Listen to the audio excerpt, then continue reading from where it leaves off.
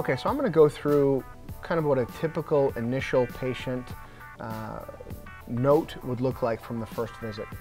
This is the patient information screen. This is the screen that our front desk receptionist will fill out as much as the information that they can get. We've done the initial examination, and now I'm going to create that initial note. So what I'll do is I'll go to More here, and then I'll go to Travel Card.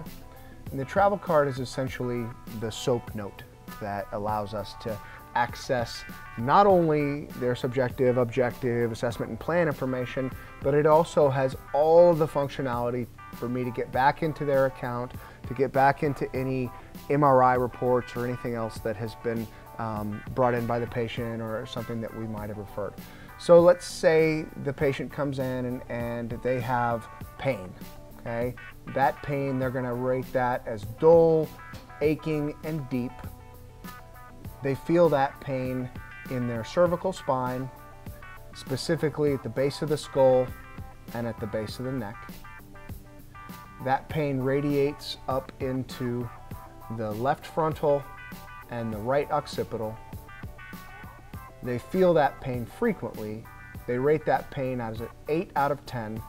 Their goals are to get that to a 2 out of 10, and then we can go down the list. So what we've got now is, when we click down here, we're starting to develop our subjective, objective assessment and plan. So with the objective, a typical thing that we would do in the office is we would do an initial consultation and exam. We're going to do their in-body body composition analysis. We're going to do their posture screen initial assessment. We're also going to do some new patient x-rays, standard x-rays on that.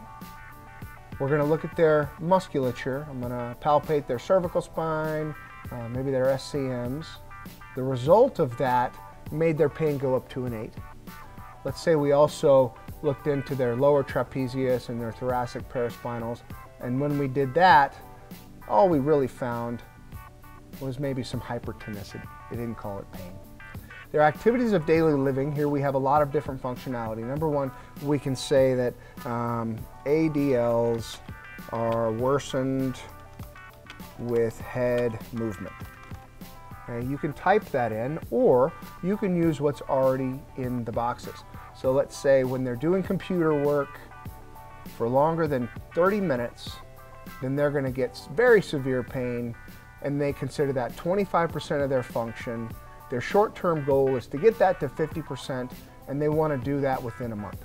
That's an accurate assessment. Maybe their long-term goal is to have 100% of that function so that they don't have the pain, and we're going to say that long-term time frame will go at 10 weeks. Their assessment for the day, we've got a lot of different options here. So they haven't been through treatment, so we're not necessarily going to talk about their treatment response. We can get to that after we initiate care, but we can look at some of the complicating factors. Let's say they've got excess weight, a previous injury that they took a long time to seek treatment for, they've got some degeneration in there, maybe their computer time at work makes it difficult for them, and they've had a previous fall. Okay, so we've got a bunch of different complications. Their goals are, we're going to increase their mobility, reduce their pain, increase range of motion. The prognosis in this situation for improvement, we're going to say, is good. Complete resolution, we probably don't know enough about this patient yet to say, you know, that their complete resolution is excellent. So let's say that we're kind of guarded right now. We don't know how they're going to respond. Close that out, and then we move on to the plan.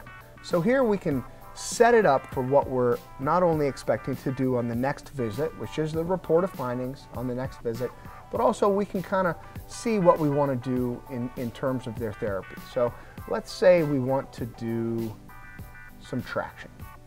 So we've got mechanical traction 97012, and we're going to do that on their cervical spine. The equipment that we're going to use based upon our x-rays, let's say they're going to do Pope two-way traction with no cervical angle.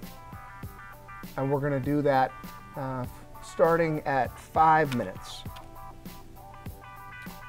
We're going to do that 2 times a week. And and we'll follow up with them on a reevaluation at 6 weeks. Maybe that's all that can fit in their schedule. Their goals are to increase their mobility, reduce their pain, and increase their range of motion. And did we perform that? No, we didn't perform that. We expect to do that next time. All right, let's say we're going to adjust them. Of course, we're chiropractors. So the action we're going to do, say a 98941, we're going to pick the locations here in the cervical spine. We'll do occiput, C1, C2, maybe we'll adjust C6, C7, upper thoracic, T1, T2, and then maybe down in their lower back, we might do an L5 adjustment, okay? The equipment that we're going to use, call it whatever you want. We've got diversified in here. We've got different things. Maybe you're just going to do some general spinal manipulative therapy, who knows what. And then those goals are increase mobility, reduce pain. And did we perform that? Not performed. All right. Now, we've pretty much got a note. If we look down here at the bottom, we've got subjective information, we've got objective information, we've got their activities of daily living covered, and we've got an assessment with a nice plan, some short-term goals, some long-term goals, and then we're good to go. Make sure that we've got everything on that note, and then boom, when we hit sign off and submit, that note actually gets billed out and we have completed the initial note for the patient.